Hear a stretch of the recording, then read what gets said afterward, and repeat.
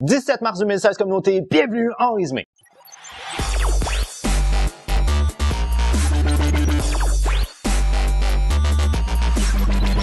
Bonjour à vous communauté, mon nom est Yves Lantier, bienvenue en résumé, l'endroit où je vous partage ma vision d'actualité, toujours avec une pointe d'humour et d'humanisme. Alors communauté, d'abord et avant tout, permettez-moi de souhaiter une très bonne Saint-Patrick à l'ensemble des Irlandais, essentiellement en Amérique du Nord, parce qu'il semblerait que c'est surtout fêté ici en Amérique du Nord. Alors, bonne fête à tous les Irlandais catholiques qui vivent ici en Amérique du Nord. Communauté, moi j'espère que vous avez passé une excellente semaine. Moi ce que je dois dire, c'est que je suis un grand amateur de la télésérie canado-irlandaise Vikings et j'avais pas aucune idée que la saison était déjà recommencée. Alors cette semaine, j'ai eu la chance non seulement de revoir mes héros de Vikings, mais aussi de me faire un petit rush de 3 épisodes sur 4 de la télésérie. Alors franchement, j'ai passé une bonne semaine parce que ça m'a permis de retourner dans l'univers de Vikings.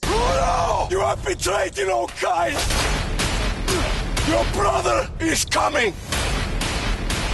Ragnar will revenge us. Alors, si jamais vous ne connaissez pas Vikings et que vous êtes comme moi un amateur de l'histoire, je pense que ça peut être une télésérie qui peut être intéressante pour vous. Ça met en vedette le personnage de Ragnar Lodbrok. Alors, Ragnar Lodbrok, c'est un personnage scandinave qui est à la fois historique et mythique. On n'est pas certain si le personnage a vraiment existé parce que son règne a été trop long si on se fie au récit. Mais il en reste pas moins que c'est un personnage qui a été très important dans l'histoire de la Scandinavie parce qu'il a mené des raids un peu partout en Europe. Et on raconte même que 1 Caucasien sur 8 aurait un ADN qui descend de Ragnar Lodbrok parce que disons qu'il aimait bien concubiner quand il se promenait un petit peu partout en Europe. Maintenant, communauté, la semaine dernière, dans l'actualité internationale, ce que je dois dire au niveau américain, c'est que Donald Trump a remporté la Floride et ça, c'est un État qui est très important au niveau d'une investiture pour une présidentielle. Alors, je pense que ça donne vraiment des ailes à Donald Trump pour tout ce qui va suivre concernant sa campagne présidentielle. Maintenant, j'ai eu la chance de jaser avec une amie concernant l'avenir advenant que Donald Trump deviendrait président des États-Unis et ce que je dois mentionner, moi, c'est que la structure politique américaine est faite pour décentraliser les pouvoirs, c'est-à-dire qu'ils étaient obsédés par le fait que ça ne devait en aucun cas ressembler à une monarchie. Alors, le président des États-Unis est vraiment restreint dans ses pouvoirs parce que la chambre haute et la chambre basse sont pas nécessairement de son allégeance. Alors, lui, ce qu'il a comme droit, que je pourrais qualifier de droit ultime, c'est son droit de veto et le fait qu'il est commandant en chef des armées. Mais sinon, outre ça, Donald Trump ne pourrait pas faire tout ce qu'il veut quand il veut. Fait que ça serait un président qui se battrait contre les 2 autres chambres. Donc, il n'y aurait pas vraiment toutes les aisances qu'il aimerait avoir. Alors, ne paniquez pas, communauté, si jamais vous croyez que Donald Trump va être élu comme étant président des États-Unis, ça ne sera pas la fin du monde. Maintenant, communauté, quelque chose qui fait le buzz en ce moment sur Internet, c'est une photo d'une photographe suisse qui a mis en ligne une photo où on voit des jeunes filles qui semblent être dans une salle d'essayage. Et là, en gros, ce qui fait le buzz là-dedans, c'est de savoir combien est-ce qu'il y a de jeunes filles présentes sur cette photo-là. Alors, en gros, communauté, moi, ce que je peux percevoir, c'est qu'on aurait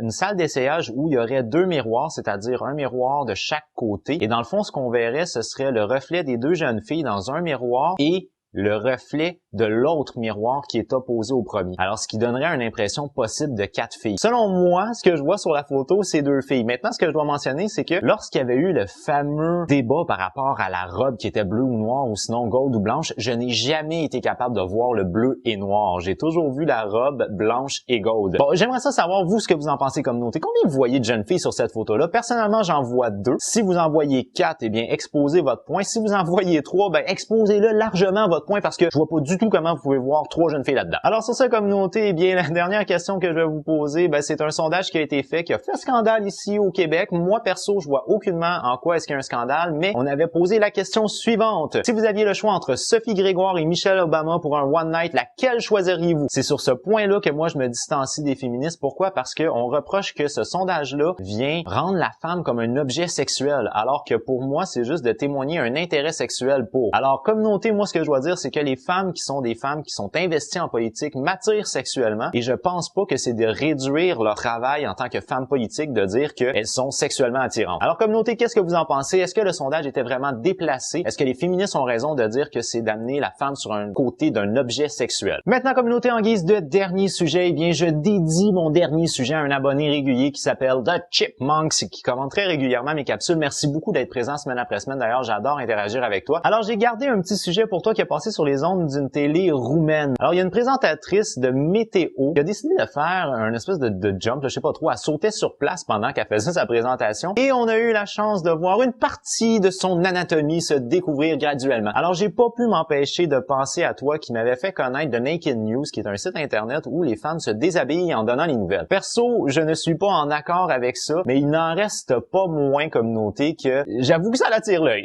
Alors, communauté, moi, je vous remercie d'avoir regardé ma vidéo du début jusqu'à la fin. Si vous l'avez aimé, n'oubliez pas d'y donner un petit j'aime. Si vous l'avez vraiment aimé, bien entendu, vous pouvez la partager. Ça me fait toujours plaisir d'accueillir des nouveaux abonnés. Sur ce, communauté, moi, je vous dis à jeudi prochain. J'ai déjà hâte de vous voir. With love. Bye bye.